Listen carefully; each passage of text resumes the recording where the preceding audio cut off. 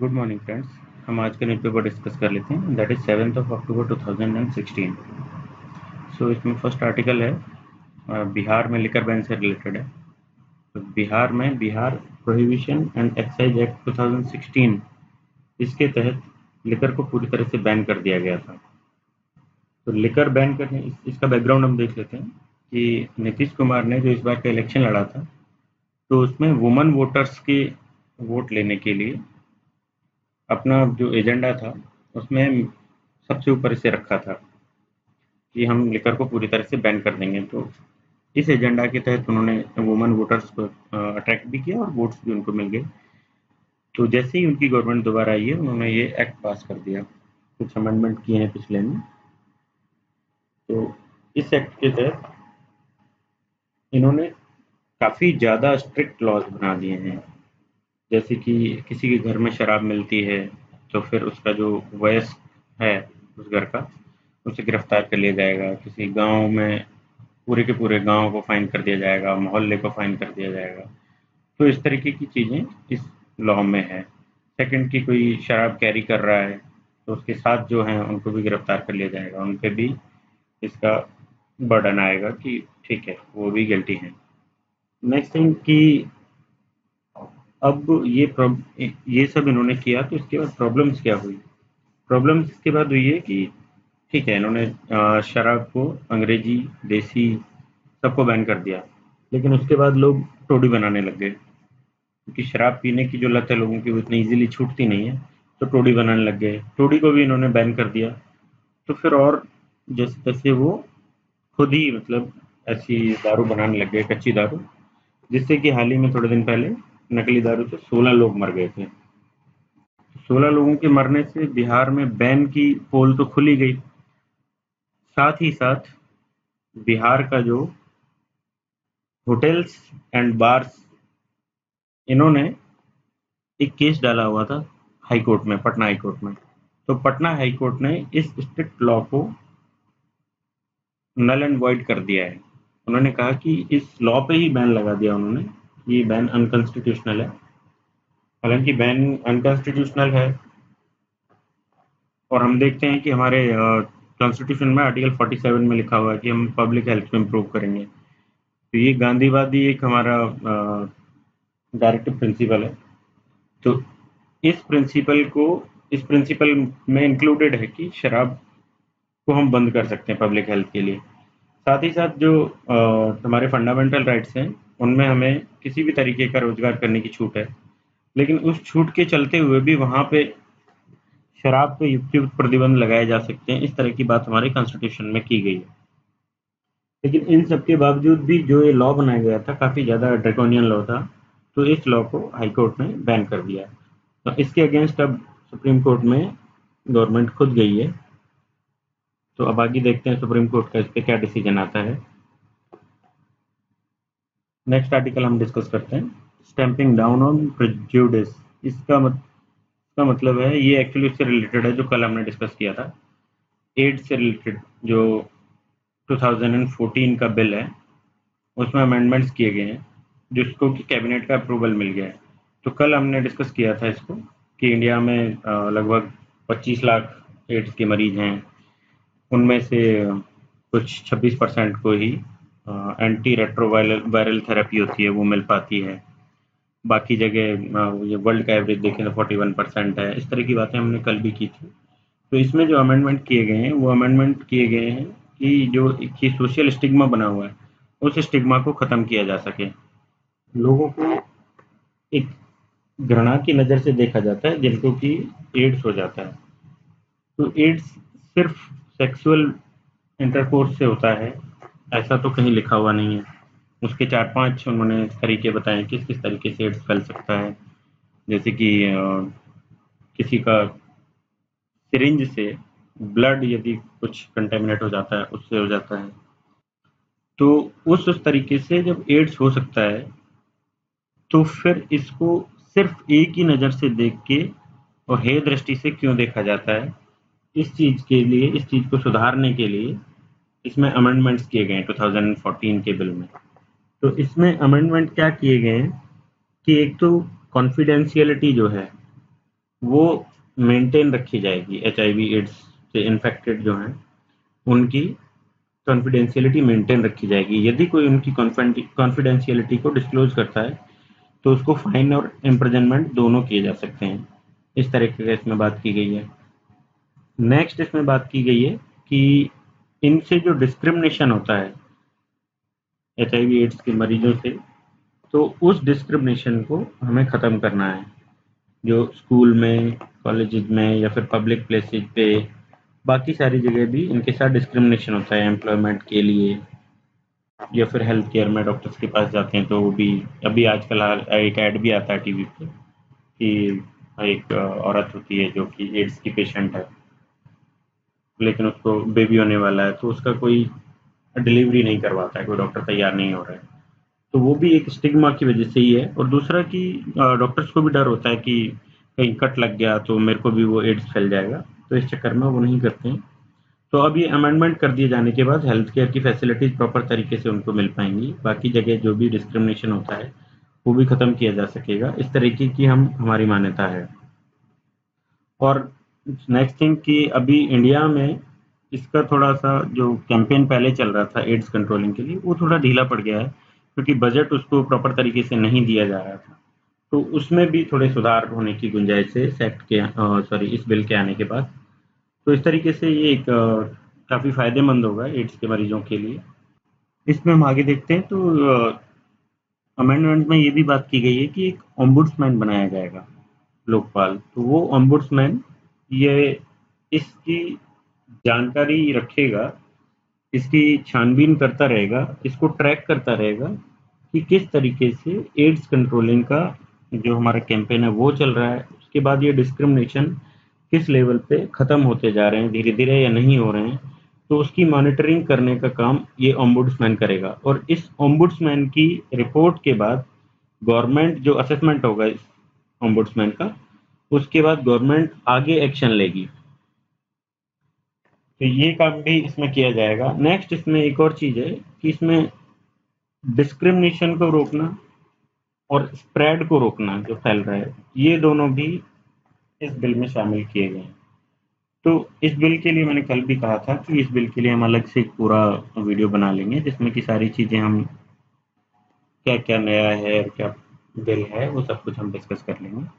हम हमारा next article देखते हैं। ये आर्टिकल रिलेटेड है जो वेस्ट बंगाल में टाटा नैनो का प्लांट लगाने के लिए लैंड एक्विजिशन किया गया था। तो Kedarnath Yadav versus state of West Bengal, ये केस है। तो ये केस वहाँ के 2006 में बेसिकली ये लैंड एक्विजिशन किया गया था, क्योंकि वहाँ के फार्मर्स हैं, छोटे फार्मर्स जिनके पास कि उतना ही लैंड था और वो सारा एक्वायर कर लिया गया था, तो वो सारे जॉबलेस हो गए। तो उन सब ने एक पिटीशन डाली थी हाई कोर्ट में। 1000 एकड़ का ये लैंड एक्वायर किया गया था। ये कंपनी ने जैसा चाहा था, जहाँ चाहा था वहाँ ये लैंड एक्वायर किया गया था। तो हाई कोर्ट में जो 2008 में पिटीशन डाली गई थी, उस पिटीशन में हाई कोर्ट ने डिसीजन गवर्नमेंट के फेवर में दिया था। और वो फेवर में इसलिए दिया था क्योंकि गवर्नमेंट ने ये इंटरप्रेट करवाया था, ये कहा था कि हमने जो लैंड एक्वायर किया है ये पब्लिक इंटरेस्ट के लिए किया है। और पब्लिक इंटरेस्ट को कैसे डिफाइन किया जाए, ये बहुत ही एक बड़ा टर्म है। पब्लिक इंटरेस्ट में सब कुछ भी आ सकता है। जैसे कि इस केस में पब्लिक इंटरेस्ट में लिया गया था इस चीज़ को कि यहाँ पे इन्वेस्टमेंट होगा तो जॉब्स क्रिएट होंगे, जॉब्स क्रिएट होंगे तो लोगों को एक तो कंपनसेशन मिलेगा, उससे वो लोग अपना कुछ इन्वेस्ट करके नई जॉब चालू कर सकते हैं। दूसरा, यहाँ पे जब कंपनी जाएगी तो हंड्रेड्स ऑफ वर्कर्स को जॉब मिलेगा। तो यहाँ के जो लोग हैं जिनका लैंड है वो खुद भी इस कंपनी में यहाँ पे काम कर सकते हैं। तो इस तरीके से इसको इन्होंने पब्लिक इंटरेस्ट बनाया था कि ये पब्लिक इंटरेस्ट में हमने लैंड एक्वायर किया है। लेकिन इस जजमेंट को हाल ही में सुप्रीम कोर्ट ने पलट दिया। सुप्रीम कोर्ट के जज हैं गोपाल गौड़ा और अरुण कुमार मिश्रा। इन दोनों की बेंच के सामने ये केस अभी आया था। तो इस केस को सुप्रीम कोर्ट ने हाई कोर्ट की नज़र से ना देखते हुए इसका डिसीजन पलट दिया कि पब्लिक इंटरेस्ट इस तरीके से डिफाइन नहीं हो सकता। पब्लिक इंटरेस्ट किसको कहा जाए, इसकी एक नई डेफिनेशन स्टार्ट हो गई है। क्योंकि अभी तक जो लैंड एक्वायर किया जाता था तो उसमें जनरली कोर्ट्स भी गवर्नमेंट्स का साथ देते थे पब्लिक इंटरेस्ट के नाम पे, लेकिन अभी इस बार इसको चेंज कर दिया गया है। तो नाउ इसका अपन बैकग्राउंड देख लेते हैं कि किस बेसिस पे जो लैंड एक्वायर किया जाता था। एक तो 1894 का अंग्रेजों के टाइम का एक एक्ट है। उस एक्ट के तहत 2013 का एक्ट जो आया है, लैंड एक्विजिशन एक्ट, जिसको LAAR एक्ट बोलते हैं, 2013 का, उससे पहले तक 1894 के एक्ट के तहत लैंड एक्वायर किया जाता था। तो इसमें दो चीजें इन्होंने दी हुई थी कि एक तो पब्लिक पर्पज के लिए लैंड एक्वायर किया जा सकता है, और दूसरा लैंड एक्वायर किया जा सकता है कमर्शियल पर्पज के लिए। तो कमर्शियल पर्पज के लिए सिविलियन से जो लैंड एक्वायर किया जाता है उसको प्राइवेट कंपनीज को दिया जा सकता है। ऐसा इसका 7th पार्ट है, एक आर्टिकल, इसका सेक्शन 1894 के सेक्शन 7 में ऐसा लिखा हुआ। तो इसके नाम पे आज़ादी के बाद से ही, आज़ादी से पहले तो अंग्रेज करते ही थे, आज़ादी के बाद से ही इंडियन गवर्नमेंट स्टेट्स ने लगातार लैंड एक्वायर किया है। तो land acquisition basically state list में आता है, तो स्टेट का ये सब्जेक्ट है। नेक्स्ट हम देखते हैं कि ये जो 1894 का एक्ट था, इस एक्ट में जो प्रॉब्लम्स थी, तो उस प्रॉब्लम्स को चेंज करने के लिए, उस प्रॉब्लम्स को खत्म करने के लिए 2013 का जो एक्ट आया, उस एक्ट में क्या क्या था। उससे पहले हम ये कॉन्स्टिट्यूशनल बैकग्राउंड इसका देख लेते हैं कि कॉन्स्टिट्यूशन में 44th अमेंडमेंट से पहले तक, दैट टुक प्लेस इन 1978, तो उससे पहले तक फंडामेंटल राइट था। ये लैंड हमारा जो है फंडामेंटल राइट था। 19(1)(f) में लिखा गया है कि सिटीजन्स को इस चीज की फ्रीडम है कि वो लैंड अपने पास रखें, एक्वायर करें या अपनी प्रॉपर्टी को बेच दें, कुछ भी वो कर सकते हैं, ये उनका राइट है। लेकिन इसमें एक रेस्ट्रिक्शन था कि it is subjected to reasonable restrictions in public interest. तो ये किसका रेस्ट्रिक्शन था? तो इस लाइन का बहुत ज्यादा फायदा उठाया गया है बाद के टाइम में। नेक्स्ट हम देखते हैं कि जो आर्टिकल 31 है, तो आर्टिकल 31 भी प्रॉपर्टी से रिलेटेड था और ये भी फंडामेंटल राइट था। तो 1978 में 44th अमेंडमेंट में फिर इसको चेंज करके एक नॉर्मल राइट, कॉन्स्टिट्यूशनल राइट बना दिया गया है, जो आर्टिकल 300A में अभी इसको डाला गया है। तो अब हम देखते हैं कि किस तरीके से LAAR 2013 आया है, उसने चीजों को चेंज किया है। तो लैंड एक्विजिशन एक्ट 2013 है, इसमें रिहेबिलिटेशन को भी शामिल किया गया है। तो हम दोनों का कंपेयर कर लेते हैं, 1894 का और 2013 के एक्ट को कंपेयर कर लेते हैं। तो रिटर्न ऑफ लैंड, इसका कोई प्रोविजन नहीं था 1894 के एक्ट में, जबकि 2013 के एक्ट में ये कहा गया कि 5 ईयर्स तक यदि एक्वायर्ड लैंड को यूज नहीं किया जाता है तो इस लैंड को इसके ओनर्स को वापस कर दिया जाएगा। नेक्स्ट हम देखते हैं कि शेयरिंग ऑफ प्रॉफिट की बात की जाए तो पिछले उसमें कोई प्रॉफिट शेयरिंग नहीं था 1894 के एक्ट में, लेकिन 2013 के एक्ट में लिखा गया था कि if the acquired land is unused and is transferred then 20% of the profit shall be shared with the original land owners. इस तरह की बातें की गई है। एंड देन रिहेबिलिटेशन की बात करें अपन, तो 1894 के उसमें रिहेबिलिटेशन का भी, रिकंस्ट्रक्शन एंड रिहेबिलिटेशन का भी कोई क्लॉज नहीं था, जबकि इसमें 2013 के एक्ट में कहा गया है कि रिहेबिलिटेशन जो है नेसेसरी है टू ऑल द फैमिलीज जो कि इससे अफेक्ट हो रही हैं। जब मतलब इनफैक्ट इसमें ये भी कहा गया है कि जैसे जो जमीन एक्वायर की गई है वो यदि खेती करने वाली जमीन थी, तो उस जमीन पे जो काम करने वाले खेतिहर मजदूर हैं वो भी डिस्प्लेस होंगे, तो उनके भी रिहेबिलिटेशन की इसमें इंतजाम किया गया है। इसके साथ साथ वहाँ उन गाँव में रहने वाले जैसे मोची है या और कोई छोटा मोटा काम करने वाले लोग हैं, यदि उनको भी वहाँ से, क्योंकि लैंड एक्वायर किया है तो उनको भी वहाँ से हटाया जाएगा, तो उस केस को भी इसमें कंसीडर किया गया है कि उन लोगों के भी रिहेबिलिटेशन की व्यवस्था की जाएगी। नेक्स्ट इसके अपन कुछ क्लॉजेस देख लेते हैं। तो इसमें है एक तो सोशल इम्पैक्ट असेसमेंट, इसकी पहली बार बात की गई है कि पहले सिर्फ ये होता था कि लैंड की जो रेट्स हैं, उन लैंड के रेट्स को, इवन कहा जाए तो कि गवर्नमेंट के जो रेट्स हैं उन रेट्स के, उन रेट्स को देके ही लैंड एक्वायर कर लिया जाता था, लेकिन अभी 2013 के एक्ट में सोशल इम्पैक्ट असेसमेंट जरूरी बताया गया है। इसके लिए लैंड एक्वायर करने से पहले सोशल इम्पैक्ट असेसमेंट किया जाएगा, तो उससे जो निकल के आएगा कि इन पे कितना इफेक्ट पड़ेगा यहाँ से डिस्प्लेस होने का, तो वो भी चीज काउंट की जाएगी लैंड का प्राइस तय करने में। नेक्स्ट हम देखें तो कंसेंट ऑफ फैमिलीज 70 to 80% चाहिए। 70% उसमें चाहिए जो कि गवर्नमेंट पब्लिक इंटरेस्ट के लिए ले रही है, तो उसमें 70% फैमिलीज का कंसर्न चाहिए। नेक्स्ट 80% कंसर्न उसके लिए चाहिए कि कोई भी प्राइवेट फर्म अपने यूज के लिए लैंड एक्वायर कर रही है, तो वहाँ पे 80% लोगों का कंसेंट होना चाहिए। नेक्स्ट हम देखते हैं कि मार्केट प्राइस, तो गांव में 4 टाइम्स रखा गया है इसको, 4 टाइम्स ऑफ जो सर्कल रेट है वहाँ की उससे, एंड सिटीज में 2 टाइम्स रखा गया है, और उसके ऊपर भी कुछ और एक मुश्त पैसे दिए जाते हैं, जैसे कि घर शिफ्ट करने के लिए, और ये सब भी दिया जाता है।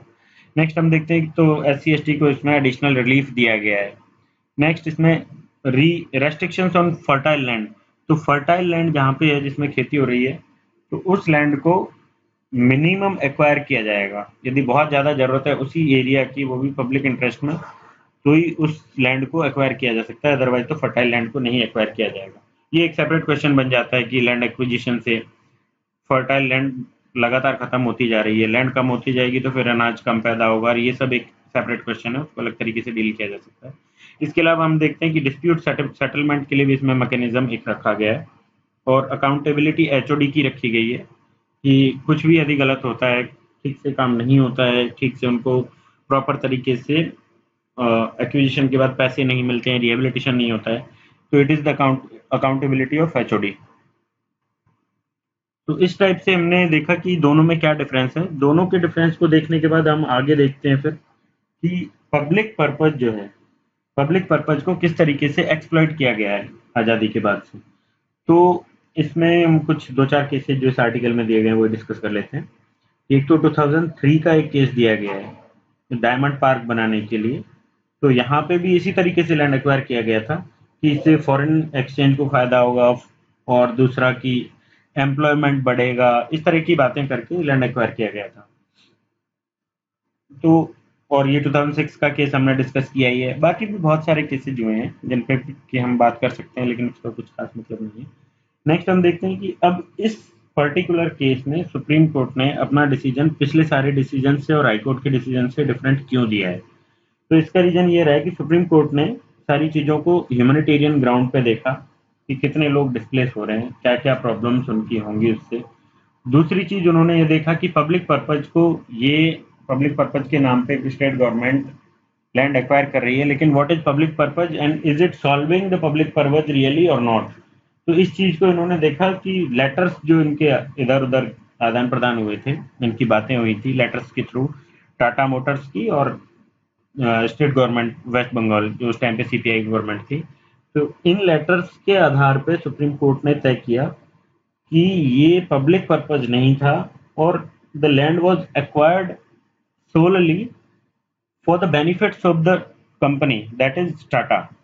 तो सिर्फ उसके फायदे के लिए जब लैंड एक्वायर किया गया है, तो how it is public purpose. तो यदि ये पब्लिक पर्पज जब नहीं है, तो फिर गवर्नमेंट कोर्ट अपने आप ये डिसीजन ले सकता है कि हाँ ठीक है, इसको रद्द कर दिया जाए। तो इसी बेसिस पे कोर्ट ने इसको रद्द किया है। नेक्स्ट फिर हम देखते हैं कि अभी हमने जो 2013 का LAR एक्ट देखा, लैंड एक्विजिशन एक्ट, तो इस एक्ट में जो ये प्रोविजंस है, इन प्रोविजंस की वजह से लैंड एक्विजिशन थोड़ा मुश्किल हो गया है और महंगा भी हो गया है। तो लैंड एक बहुत बड़ा इशू इसलिए भी है कि लैंड के सर्कल रेट्स जो गवर्नमेंट ने डिसाइड किए हुए हैं वो बहुत कम है, और जो मार्केट में उनका रियल प्राइस चलता रहता है वो काफ़ी ज़्यादा है। तो इन दोनों का जो डिफरेंस है उसी के तहत फ़ायदा उठाते हैं ब्यूरोक्रेट्स एंड गवर्नमेंट दोनों, कि ब्यूरोक्रेट्स लैंड के रेट्स मिनिमम करवाते हैं। ये कलेक्टर के अंडर होता है लैंड का एक्विजिशन, जैसे उसके रेट्स डिसाइड करता है तो DM उसके रेट्स डिसाइड करता है। तो DM जो रेट्स डिसाइड करेगा उसके हिसाब से कंपनी को पे करना पड़ेगा। जस्ट फॉर एन एग्जांपल हम देखते हैं कि मान लीजिए 1 एकड़ का DM रेट डिसाइड कर देता है 10 लाख, जबकि उसका रियल प्राइस जो चल रहा है वो 40 लाख चल रहा है। तो DM ने जो डिसाइड किया है वो सर्कल रेट्स के हिसाब से डिसाइड किया है, और रियल प्राइस जो है वो उससे बहुत ज़्यादा है। तो इस तरीके से यदि ये प्राइवेट फर्म खुद खरीदने जाती तो कोई भी किसान उसको 40 लाख से कम में नहीं देता। हो सकता है 2-4 लाख कम भी हो जाए, लेकिन फिर भी इस 10 लाख से बहुत ज़्यादा कॉस्ट पड़ती। तो इसलिए पब्लिक पर्पस के नाम पे डीएम एंड गवर्नमेंट के through private companies land acquisition करवाती है। तो ये काफ़ी बड़ा एक इश्यू है कि ये पब्लिक पर्पस को क्यों एक्सप्लॉइट किया जा रहा था। तो अब इसी इश्यू को आगे हम फर्दर देखें तो जो 2013 का एक्ट है उसको आगे अमेंडमेंट कर दिया है लोगों ने। तमिलनाडु ने, राजस्थान ने, गुजरात एक्सेट्रा स्टेट्स ने अपने अपने स्टेट्स में, क्योंकि ये स्टेट सब्जेक्ट है तो वो भी अपने लॉज बना सकते हैं फर्दर।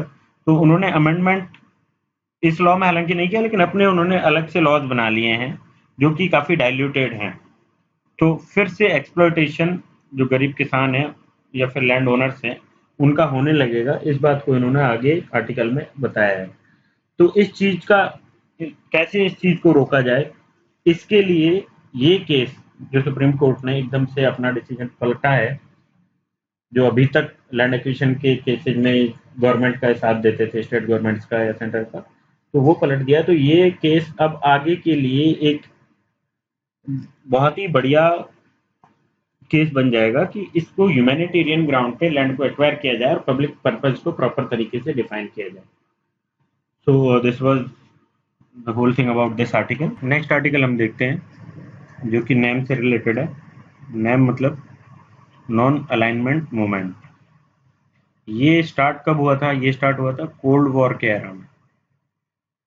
वर्ल्ड इस टाइम पे बाइपोलर था, एक तरफ यूएसए, दूसरी तरफ यूएसएसआर। यूएसए का नाटो जो कि एक मिलिट्री अलाइन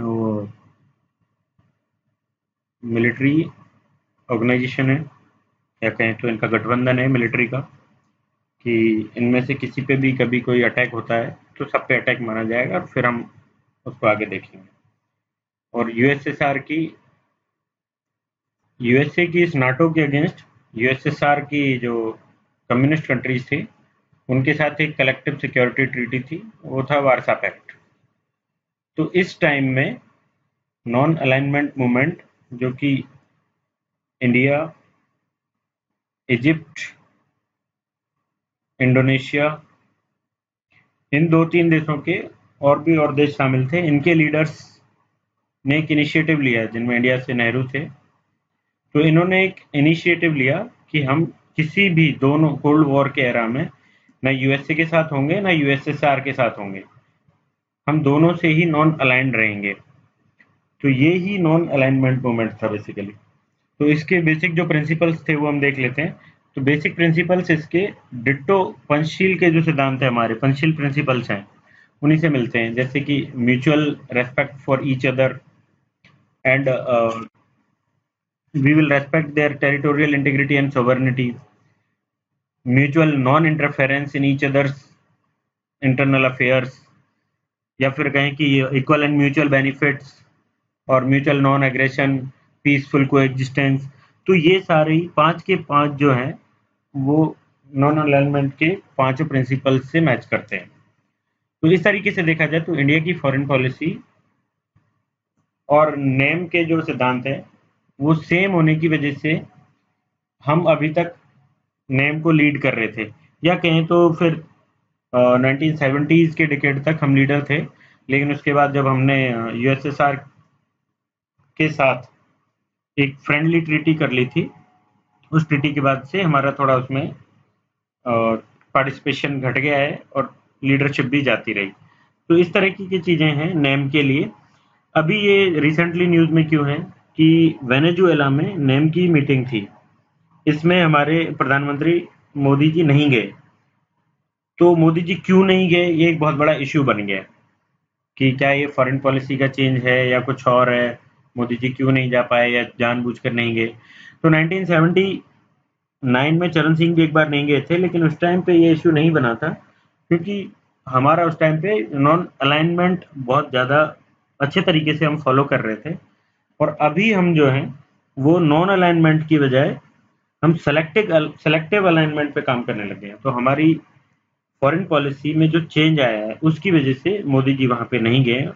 तो मोदी जी का मानना है कि नेम अब हमारे लिए उतना इम्पोर्टेंट नहीं बचा है और नेम के नेम की रिक्वायरमेंट भी एक तरीके से खत्म हो चुकी है। पिछले दिनों में हमने देखा भी था कि नेम 2.0 नाम से भी एक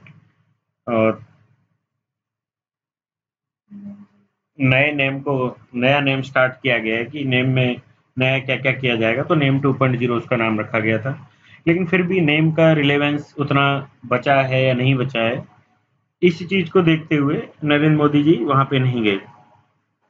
तो अब नेम का हम ये देखते हैं कि नेम ने किस तरीके से काम किया है और किस तरीके से आज उसकी इम्पोर्टेंस बची हुई है। तो नेम का यदि हम देखें तो नेम दोनों के साथ ही अलाइंड नहीं था। नेम ने अपना एक फिलॉसफी रखी थी कि नेम हर सोशल या पॉलिटिकल कोई भी जो कि वर्ल्ड लेवल का इश्यू होगा, उस इश्यू पे अपनी एक अलग से इंडिपेंडेंट राय रखेगा। दोनों ही धड़ों के साथ, दोनों ही खेमों के साथ वो नहीं जाएगा और अपनी एक इंडिपेंडेंट स्वतंत्र राय रखेगा, ताकि किसी भी एक धड़े में यदि लोग चले जाते हैं तो वो फिर से कॉलोनियलिज्म का खतरा हो जाता, इंपीरियलिज्म की खतरा हो जाता। तो ये लोग इकट्ठे होके, अकेले किसी की इतनी पावर नहीं थी कि वो रोक पाए चीज़ों को, तो ये लोग इकट्ठे होके वर्ल्ड लेवल की चीज़ों के लिए अपना एक डिसीजंस देते थे, अपना एक मत रखते थे। तो वो सारी चीज़ें इन्होंने की थी। नेक्स्ट जो इन्होंने कुछ इम्पोर्टेंट काम किए हैं, वो है कि जैसे नेम में नेम ने विरोध किया था उस चीज़ का कि यूएसए, जापान और जर्मनी को यूएन काउंसिल की परमानेंट मेंबरशिप, सिक्योरिटी काउंसिल है उसकी परमानेंट मेंबरशिप देना चाहता था। तो उसका भी नेम ने विरोध किया था, तो वो फिर नहीं कर पाया। यूएसए उनको परमानेंट मेंबरशिप नहीं दे पाया। तो इस तरह की चीज़ों में इसने हेल्प की है। बाकी काफ़ी सारे जो डिस्प्यूट्स थे, जैसे कि इराक और ईरान के बीच डिस्प्यूट था, उनको सुलझाने में भी नेम ने मदद की है। तो इस तरीके के काम नेम ने काफ़ी किए हैं। लेकिन अभी नेम की इम्पोर्टेंस क्यों खत्म हो गई है, इस चीज़ को देखा जाए तो कि all over the world countries अभी जो डिवाइडेड हैं वो मिलिट्री पावर के नाम पे डिवाइडेड नहीं है, इकोनॉमिकली ड्रिवन चीज़ें चल रही हैं।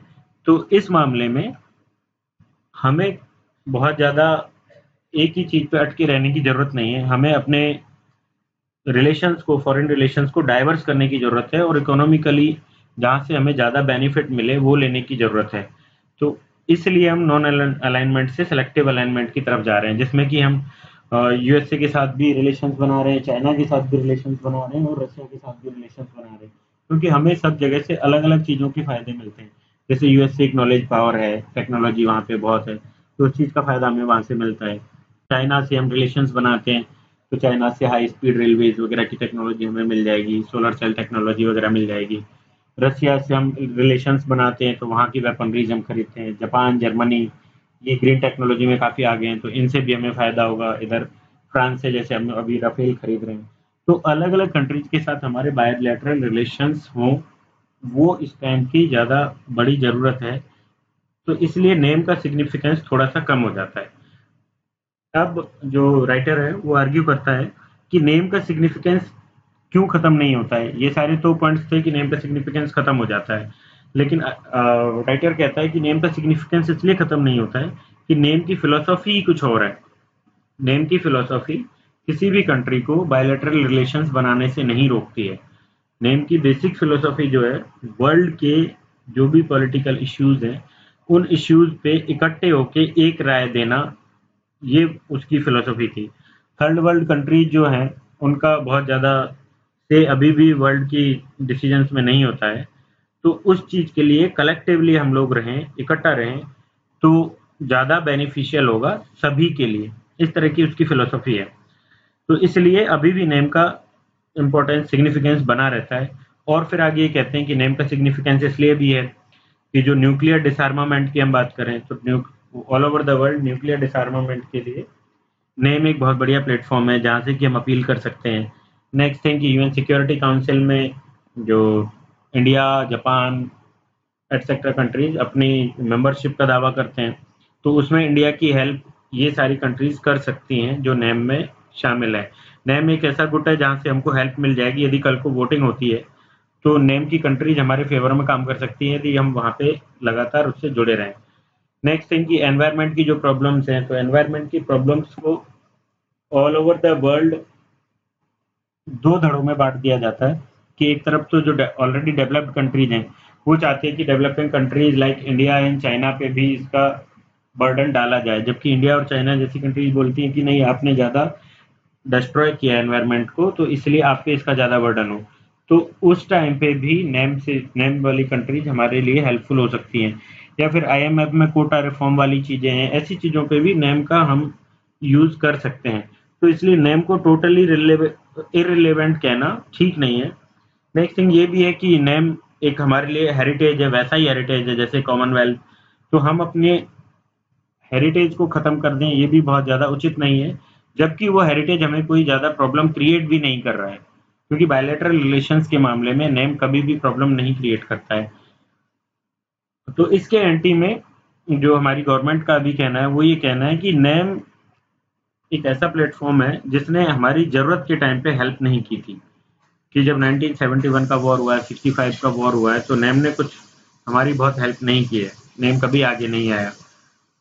तो इसलिए हमें नेम की कोई खास ज़रूरत है नहीं। इस तरह की ये बातें भी गवर्नमेंट करती है। तो इन सारी चीज़ों को एक साइड करके हम ये देख सकते हैं कि नेम का भले ही बहुत ज़्यादा बेनिफिट्स नहीं है, लेकिन नेम को छोड़ने के भी कोई बहुत ज़्यादा बेनिफिट्स नहीं है। नेम को साथ में लेके चलते हुए भी हम बाकी सारे काम हमारे लगातार ठीक तरीके से कर सकते हैं। तो इसलिए नेम को कंटिन्यू करना चाहिए। नेक्स्ट आर्टिकल हम देखते हैं। ये जो नेम की स्टार्टिंग हुई थी 1961 में, तो उसमें जो कंट्रीज थे उनका एक फोटो है। नेक्स्ट आर्टिकल हम देखते हैं कि पोस्ट अमेरिकन वेस्ट एशिया से रिलेटेड आर्टिकल है ये। तो अमेरिका जब वेस्ट एशिया को छोड़ देगा तो वहाँ क्या सिनेरियो बनेगा, क्या केओस मचेगा, इससे रिलेटेड ये आर्टिकल है। तो आजकल यूपीएससी बहुत ज़्यादा ऐसे क्वेश्चंस दे नहीं रही है जिनमें कि इंडिया की इन्वॉल्वमेंट को शो ना किया जाए। फॉरेन पॉलिसी से फॉरेन रिलेटेड कोई भी जो, या फिर इंटरनेशनल रिलेशन से रिलेटेड कोई भी क्वेश्चंस आजकल आ रहे हैं, तो वैसे आते हैं कि जिनमें इंडिया पे क्या इफेक्ट होगा या इंडिया किस तरीके से इन्वॉल्व है, उस तरीके के क्वेश्चन आते हैं। तो ये आर्टिकल बहुत ज़्यादा इंपॉर्टेंट हमारे लिए है नहीं, लेकिन फिर भी हम देख लेते हैं इसको। तो इसमें यह है कि बुश के टाइम पे जो वॉर ऑन टेरर स्टार्ट हुआ था, तो वॉर ऑन टेरर में इन्होंने, अमेरिका ने पूरे वेस्ट एशिया को बहुत ज़्यादा खतरे में डाल दिया था, बहुत ज़्यादा इन्होंने अटैक वटैक किए थे। तो उस वेस्ट एशिया में जो भी वहाँ की गवर्नमेंट जिस भी तरीके से काम कर रही थी, या तो वहाँ जैसे किंग काम करते हैं या बाकी गवर्नमेंट्स वहाँ काम करती है, तो उस एरा को इन्होंने टोटली चेंज कर दिया। कि वहाँ पे जब अटैक्स हुए तो लोगों में असंतोष फैला, तो जैसे उसी का एक इफेक्ट हम कह सकते हैं कि जो अरब स्प्रिंग हुआ है वो उसका उसी का इफेक्ट है। दूसरा कि इन रीजन्स में बहुत ज़्यादा टेररिस्ट एक्टिविटीज़ अब होने लग गई हैं।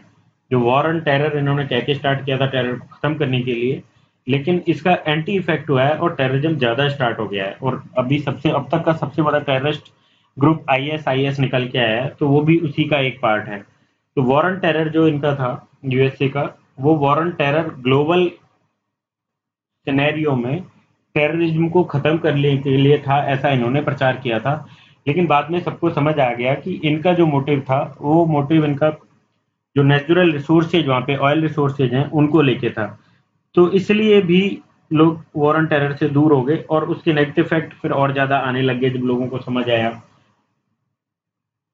तो अब हम आगे देखते हैं कि जब बुश के बाद ओबामा प्रशासन आया, तो ओबामा ने कहा था, सऊदी में उन्होंने एक स्पीच दी थी, तो सॉरी इजिप्ट में उन्होंने स्पीच दी थी शायद। तो उस स्पीच में इन्होंने कहा था कि हमारी जो पॉलिसी होगी वो अब पीस पे डिपेंडेंट होगी, पीसफुल पॉलिसीज होंगी और डिप्लोमेटिक पॉलिसीज हम लोग यूज में लेंगे, ना कि ये जो पिछला अभी तक जो चला आ रहा था वो सब हम यूज में लेंगे। लेकिन फिर भी हम देखते हैं कि लीबिया में ओबामा ने जो किया था, तो लीबिया भी एक ऐसी कंट्री बन गया है कि वहाँ पे ना तो जो पुराना शासन था वो चल रहा है, ना कोई नया शासन एस्टेब्लिश हो पा रहा है। और लीबिया में मना करते हुए भी कि जो ओबामा कहते थे कि हम फोर्स यूज में नहीं लेंगे, फिर भी वहाँ फोर्स यूज में ली थी इन्होंने। तो लीबिया की हालत बहुत ही ज़्यादा खराब हो गई थी। और अब सीरिया में भी वही सिचुएशन चल रही है कि यूएस ने सीरिया में इंटरफेयर बहुत ज़्यादा डायरेक्टली नहीं किया, आर्मी के थ्रू नहीं किया, लेकिन उसमें इनका रीजन जैसे लीबिया से डिफरेंट था। लीबिया में बाकी लोग इनके अगेंस्ट नहीं थे। सीरिया में यूएस रशिया अपना जो है, रशिया इसके एंटी में खड़ा हुआ है। तो सीरिया से ये वॉर नहीं चाहता, इसलिए वहाँ पे ये फोर्सफुल काम नहीं कर रहा है, फोर्सफुली काम नहीं कर रहा है। दूसरा, वहाँ पे लोग भी टूटे हुए हैं, जैसे असद की वहाँ पे गवर्नमेंट है, लेकिन सामने जो राइवल्स हैं वो भी बिखरे हुए हैं, वो बहुत ज़्यादा यूनाइटेड नहीं है। तो उनकी भी हेल्प करके यदि यूएसए करता है, कर ही रहा है, हालांकि हथियार वथियार पहुंचाता है, रसद पहुंचाता है, डायरेक्ट आर्मी के थ्रू हेल्प नहीं कर रहा है, लेकिन वैसे हेल्प कर रहा है। तो उससे भी कुछ खास फायदा नहीं है कि डायरेक्ट ये इंटरवीन करे, इसलिए ओबामा ने वहां डायरेक्ट इंटरवीन नहीं किया। लेकिन द थिंग इज दिस कि जब ये पूरी तरह से वहां से छोड़ देगा तो क्या सिनेरियो बनेगा। इस सिनेरियो को देखें तो ये सिनेरियो पूरा किया धरा हुआ यूएसए का ही है, और ये सिनेरियो केओस जो बढ़ रहा है वो और ज्यादा केओस मचेगा। इस तरह की बात इस आर्टिकल में की गई है। तो नेक्स्ट हम देखते हैं, बीसीसीआई से रिलेटेड है। बीसीसीआई में लोडा पैनल जो बनाया गया था, तो सुप्रीम कोर्ट ने अभी जो फंडिंग इन्होंने की है डोमेस्टिक क्रिकेट को, स्टेट के यूनियंस को 400 करोड़ रुपए दिए हैं, तो उसके लिए मना किया है स्टेट सुप्रीम कोर्ट ने कि आपने ये गलत दिया है, आपको ये नहीं देना चाहिए था, क्योंकि स्टेट के जो एसोसिएशन है वो कंप्लाई नहीं कर रहे हैं लोडा कमेटी की जो सिफारिश है उनसे, तो इसलिए आपने ये गलत किया है। तो इस तरीके का आर्टिकल है। तो लोडा पैनल इंपॉर्टेंट बनता जा रहा है, हर डेली इसमें आर्टिकल्स आ रहे हैं, सुप्रीम कोर्ट के कुछ डिसीजन आ रहे हैं, तो इसलिए लोडा पैनल को जो हमने एक अलग वीडियो बनाया उसमें आप देख लीजिएगा। नेक्स्ट आर्टिकल हम देखते हैं, तो India Sri Lanka I economic pact. तो इसमें श्रीलंका के पीएम इंडिया की अभी विजिट पे हैं। तो इंडिया की विजिट पे, सिर्फ इंडिया की विजिट पे नहीं है, क्योंकि आईएमएफ का यहाँ पे एक कॉन्फ्रेंस थी, तो उसके लिए ये इंडिया आए हैं। इंडियन इकोनॉमिक समिट थी, वर्ल्ड इकोनॉमिक, सॉरी आईएमएफ की नहीं है, वर्ल्ड इकोनॉमिक फोरम की है, तो उसके लिए वो इंडिया आए थे। तो इन्होंने एक अच्छा बात बोली है कि इंडिया का श्रीलंका के साथ जो अभी तक एफटीए है, सिर्फ ट्रेड में है, तो बाय द ईयर एंड हम उसे सर्विसेज और सर्विसेज में भी उसे कर लेंगे, तो हमारा मतलब इन्वेस्टमेंट और टेक्नोलॉजी सर्विसेज सबका फ्री फ्लो हो जाएगा। तो इस तरीके की बात इन्होंने की है। तो इसमें हालांकि अभी तक कुछ ऐसा हुआ नहीं है पैक्ट, तो आगे हो पाएगा नहीं हो पाएगा, कितना जल्दी होगा, वो एक दूसरा मुद्दा है। लेकिन ये इंपॉर्टेंट हमारे लिए इसलिए बन जाता है क्योंकि यूपीएससी हर साल ऐसे ही क्वेश्चन पूछती है जो कि या तो आगे कोई सबमिट होने वाली है, या उसका कुछ चल रहा होता है कि इस तरीके से ये कोई डील होने वाली है, तो उनको यूपीएससी उठा के पूछ लेती है, और फिर हमें जब बाद में वो न्यूज में आते हैं तो हमें लगता है कि यार ये मैंने नहीं पढ़ा था और ये तो इम्पोर्टेंट था। इस तरीके की चीजें ना हो, तो इसके लिए इसे देख लेंगे। तो इंडिया श्रीलंका रिलेशंस में आईआर में हम इसको और आगे देख लेंगे।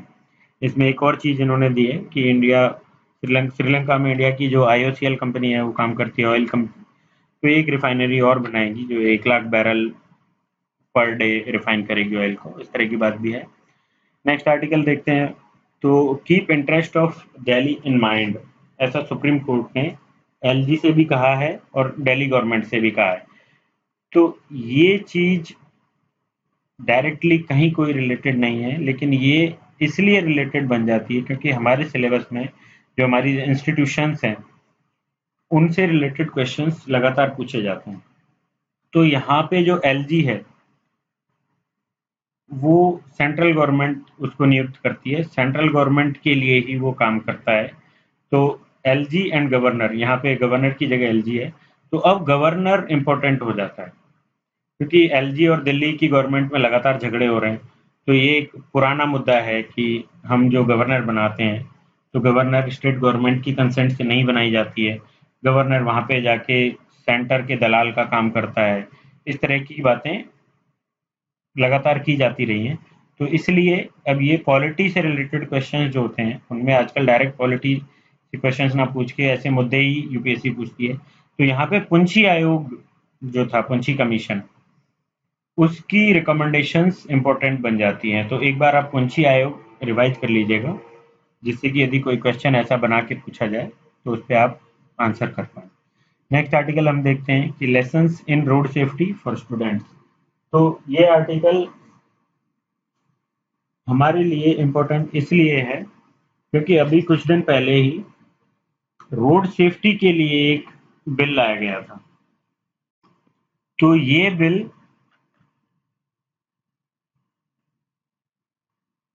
मोटर व्हीकल रेगुलेशन और रोड सेफ्टी दोनों के लिए था। तो अब ये जो पुलिस स्टूडेंट्स को समझा रही है रोड सेफ्टी के बारे में, तो ये रोड सेफ्टी से रिलेटेड जो बिल है उससे रिलेटेड कोई क्वेश्चन पूछा जा सकता है। तो इस बिल के लिए, रोड सेफ्टी बिल के लिए भी मैं एक अलग से वीडियो अपलोड कर दूंगा जिसमें कि क्या क्या सुधार किए गए हैं अभी इस बिल के अलावा भी, वो सारे मैं बता दूंगा। तो इसलिए मैंने ये डाला है इसमें। नेक्स्ट हम देखते हैं। तो इसमें फिर से वही है, कल भी हमने देखा था पोल्यूशन से रिलेटेड चीज़ें, आज भी वो कई सारे आर्टिकल्स हैं। तो ये पिछले साल जो क्वेश्चन पूछा गया था, वो पिछले साल एयर पोल्यूशन से रिलेटेड क्वेश्चन पूछा गया था। इस बार बार बार सॉलिड वेस्ट मैनेजमेंट से रिलेटेड आर्टिकल्स लगातार आ रहे हैं, और सॉलिड वेस्ट मैनेजमेंट जो है वो हमारे सिलेबस का पार्ट है। तो इससे रिलेटेड कोई क्वेश्चन फॉर्म हो सकता है। तो उसमें एग्जाम्पल्स आप डाल सकते हैं कि दिल्ली में किस तरीके से क्या होता है। जो कल भी हमने देखा था कि डंपिंग हो रही थी जो सॉलिड वेस्ट की, बहुत ही हैपेजार्ड वे में हो रही है, और उसमें मिक्स हैं बायोडिग्रेडेबल भी और प्लास्टिक भी और बाकी सारी चीज़ें भी। तो बाकी बायोडिग्रेडेबल जो वेस्ट है उसको मैन्योर बनाने के लिए यूज में लिया जाए, और इनको प्लास्टिक को और इनको रिसाइकल किया जाए। तो इस तरीके की चीज़ें होनी चाहिए, लेकिन हो नहीं रही है। तो सॉलिड वेस्ट का प्रॉपर मैनेजमेंट नहीं हो रहा है, तो उससे क्या क्या नुकसान हो रहे हैं उस टाइप का कोई क्वेश्चन बन सकता है। तो इसलिए मैंने इसमें डाला है। नेक्स्ट हम देखते हैं कि एक्सप्लोजिव्स खरीदते हुए एक ये टेरर सस्पेक्ट को पकड़ा है जो कि आईएसआईएस से रिलेटेड है। तो आईएसआईएस किस तरीके से हमारी इंटरनल सिक्योरिटी के लिए लगातार खतरा बनता जा रहा है, ये एक क्वेश्चन प्रोबेबल क्वेश्चन है। अभी नहीं पूछा गया है, लेकिन बार बार इससे रिलेटेड भी, जैसे हमने कल ही देखा था केरला में आईएसआईएस का एक जज जो है, जजेज को सावधान किया गया था आईएसआईएस के लोगों से। तो इस तरीके के आर्टिकल्स लगातार आ रहे हैं। तो effect of ISIS in are internal security, इस तरीके से एक क्वेश्चन बन सकता है। तो इसमें हम उस तरीके से देख लेंगे कि इंडिया में अभी शिया और सुन्नी का कोई डिवाइड नहीं है। इंडिया में इनफैक्ट कहा जाए तो मुस्लिम्स में भी जाति प्रथा चालू हो गई है, डिफरेंट डिफरेंट जातियां। तो ये शिया सुन्नी का यदि कन्फ्लिक्ट आईएसआईएस के पेनिट्रेशन से इंडिया में हो जाता है तो वो इंटरनल सिक्योरिटी को बहुत ज़्यादा प्रभावित करेगा। तो इसलिए इसे भी हम आगे आगे देख लीजिएगा इसे। और अदरवाइज मैं एक आईएसआईएस पे एक वीडियो भी बनाने वाला हूँ, तो उसमें हम देख सकते हैं इसे। नेक्स्ट हम देखते हैं कि हमारा जो सर्जिकल स्ट्राइक से लगातार आर्टिकल्स चल रहे हैं, तो इसमें दो, इसका रिलेवेंस ये है कि दो चीज़ें हम इसमें देखते हैं कि एक तो पर्रिकर साहब ने जो बोला है, डिफेंस मिनिस्टर पर्रिकर ने लॉयल्टी पे ही शक किया है। जो लोग सर्जिकल स्ट्राइक को फेक बता रहे हैं या उस पर डाउट कर रहे हैं, तो उन्होंने उनकी लॉयल्टी पे ही शक कर दिया कि वो देशभक्त हैं या नहीं। तो ये एक स्टेटमेंट ऐसा है जो ऐसे स्टेटमेंट्स नहीं बोलने चाहिए। दूसरी तरफ हम देखें तो राहुल गांधी ने भी ये बोला है कि our prime minister is exploiting sacrifice of soldiers.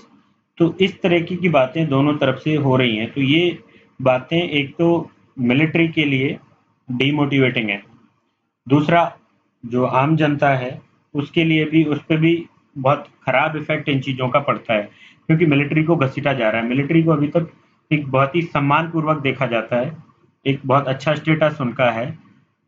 तो इस तरह की बातें करके सोशल हार्मोनी को डिस्टर्ब ना किया जाए, तो इसलिए मैंने ये चीज़ें उठाई है। बाकी हम पहले कल देख चुके हैं। तो आज के इतने ही आर्टिकल्स थे। बाकी कुछ और इम्पोर्टेंट मुझे लगेगा, जैसे वो वीडियो का मैंने बोला है, तो आज शाम तक या तो मैं अपलोड कर दूंगा। खैर, थैंक यू।